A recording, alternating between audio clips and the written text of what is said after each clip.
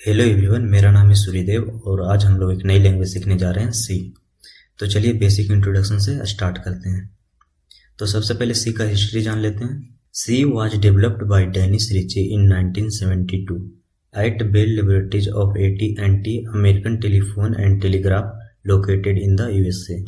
सी को एक American scientist था जिसका नाम था डेनिस रिची। उन्होंने सी को 1972 में डेवलप किया था। और ये कहाँ डेवलप किया था? Bell Laboratories of AT&T। AT&T का फुल फॉर्म होता है अमेरिकन टेलीफोन एंड टेलीग्राफ। तो ये कहाँ बनाया गया था? बेल लेबोरेटरीज ऑफ AT&T में, जो कि कहाँ है? USA में। नेक्स्ट है evolve from an earlier language called B.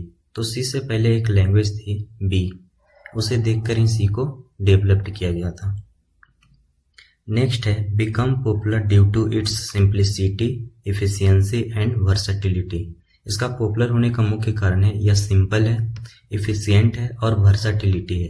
Versatility कहने का मतलब जिसका यूज मल्टीपर्पज के लिए किया जाता है, जिसका यूज बहुत सारे कामों में किया जाता है, उसे वर्सेटिलिटी कहते हैं। तो ये क्या है? सिंपल है, इफिशियंट है एंड वर्सेटिलिटी है। नेक्स्ट है सिग्निफिकेंस ऑफ सी। सी का इंपॉर्टेंस क्या है? The C language is a high-level general-purpose programming language. Sometimes it's called middle-level language. तो C जो लैंग्वेज है वो हाई लेवल लैंग्वेज है।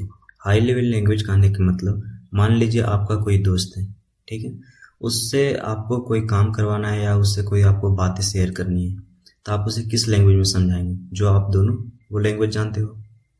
और अगर मान लीजिए आपका दोस्त है वो चाइनीज जानता हो और आप हैं जो हिंदी जानते हैं, तो आप उसे फिर कैसे समझाइएगा? तो इसके लिए आपको एक क्या करना पड़ेगा? ट्रांसलेटर रखनी पड़ेगी। उसी तरह से सी में जो लैंग्वेज है, जो हम कोडिंग करते हैं, वो हम इंग्लिश में लिखते हैं, इंग्लिश अल्फ़ाबेट और इंग्लिश लेटर का यूज करते हैं।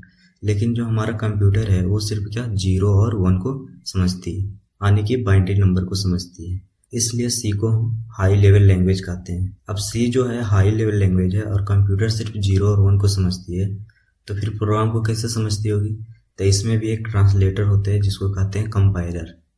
वो क्या करते हैं? हमारे सी प्रोग्राम को हाई लेवल लैंग्वेज से लो लेवल लैंग्वेज यानी कि 0 और 1 में कन्वर्ट कर देते हैं, जिससे कंप्यूटर आसानी से समझ जाते हैं। इसलिए सी जो है एक हाई लेवल लैंग्वेज है।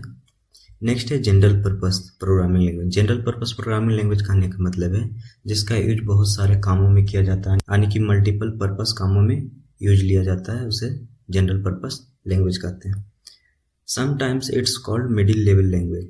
समटाइम्स सी को जो है वो मिडिल लेवल लैंग्वेज कहते हैं, क्योंकि सी में जो है बहुत सारे लो लेवल फीचर अवेलेबल है। इस कारण ही सी को कभी कभी मिडिल लेवल लैंग्वेज भी कहा जाता है।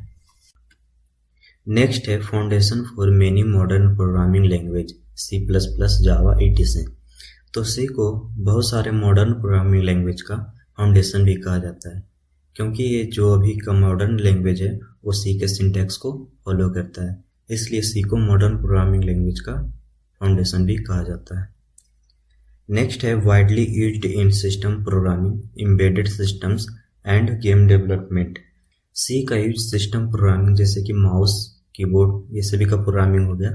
एम्बेडेड सिस्टम कहने का मतलब game, audio device, sensor, medical device, vehicles, etc, ये सभी एम्बेडेड सिस्टम कहलाते थे। इसका प्रोग्राम का डेवलपमेंट में यूज किया जाता है एंड गेम डेवलपमेंट में भी यूज किया जाता है। नेक्स्ट है known for its low level features and direct access to memory. C में जो है बहुत सारे लो लेवल फीचर्स है और यह डायरेक्ट मेमोरी से एक्सेसिबल है। नेक्स्ट है basic structure of C program. C program का बेसिक स्ट्रक्चर जान लेते हैं। Every C program consist of functions. जितने भी सी प्रोग्राम होते हैं वो एक फंक्शन रखते हैं। नेक्स्ट है the main function is the entry point for programme execution. तो सी लैंग्वेज में जो मेन फंक्शन होता है उसे प्रोग्राम का एंट्री पॉइंट कहा जाता है। तो आप देख सकते हैं यहाँ पर मेरा एक प्रोग्राम है जहाँ पर यहाँ पर लिखा हुआ है क्या? मेन, ठीक है। तो ये प्रोग्राम का क्या है? Entry point. तो प्रोग्राम जब भी रन होगा तो सबसे पहले वो किससे ढूंढेगा? मेन को ढूंढेगा और यहाँ से फिर लाइन बाय लाइन रन करवाना स्टार्ट करेगा, ठीक है। नेक्स्ट है statements inside functions are terminated with a semicolon.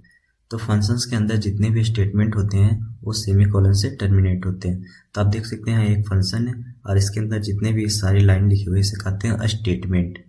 और स्टेटमेंट जो होते हैं वो किससे टर्मिनेट होता है? सेमीकोलन से। तो यहाँ पर ये जो है वो सेमीकोलन है, ठीक है। तो सी में जितने भी स्टेटमेंट होते हैं वो सेमीकोलन से एंड होते हैं। नेक्स्ट है की एलिमेंट्स इन सी प्रोग्राम। तो सी प्रोग्राम का कुछ की एलिमेंट्स देख लेते हैं। Variables used to store data. तो सी में कुछ वेरिएबल्स होते हैं जो डेटा को स्टोर करने का काम करता है। इसे हम डिटेल्स में बाद में पढ़ेंगे, फिलहाल अभी जान लेते हैं कि एक वेरिएबल होता है जिसमें हम डाटा को स्टोर करते हैं। यहाँ पर आप देख सकते हैं ए, बी, सी, ये सभी क्या है, वेरिएबल है जो कि डाटा स्टोर करने के काम में आता है। नेक्स्ट है functions, block of code with a specific purpose. तो फंक्शंस क्या है, एक ब्लॉक ऑफ कोड है जिसका क्या है, एक स्पेसिफिक पर्पस होता है। यानी कि यहाँ आप देख सकते हैं एक ब्लॉक ऑफ कोड ये है, तो ये हमारा एक फंक्शन है, इसका क्या है, एक अलग काम है। और यहाँ पर क्या है, ये एक मेरा एक फंक्शन है, ये भी इसका क्या है, अलग काम है। तो वही है कि क्या है, फंक्शन ब्लॉक ऑफ कोड है, यानी कि ये कोड का एक ब्लॉक है और इसका क्या है, एक अलग पर्पस, यानी कि इसका एक अलग काम है और इसका भी एक अलग काम है। नेक्स्ट है control flow, decision and loops to control program execution. तो सी में एक कंट्रोल फ्लो होता है जो क्या करता है, डिसीजन लेने का काम करता है, प्रोग्राम को कब रन करवाना है, कितने बार रन करवाना है। तो ये सारा डिसीजन कौन करता है, कंट्रोल फ्लो काम करता है। नेक्स्ट है pointers, variables that store memory address. तो अभी हम देखे थे वेरिएबल क्या करता था, वो हमारा डेटा को स्टोर करने का काम करता था। लेकिन पॉइंटर्स क्या करता है, जो हमारे वेरिएबल होते हैं वो मेमोरी में किस एड्रेस पर है उसका एड्रेस स्टोर करने का काम करते हैं पॉइंटर। तो पॉइंटर क्या करता है, वेरिएबल्स का मेमोरी का एड्रेस को स्टोर करता है। तो आज का वीडियो यहीं तक रहने देते हैं, मिलते हैं नेक्स्ट वीडियो में।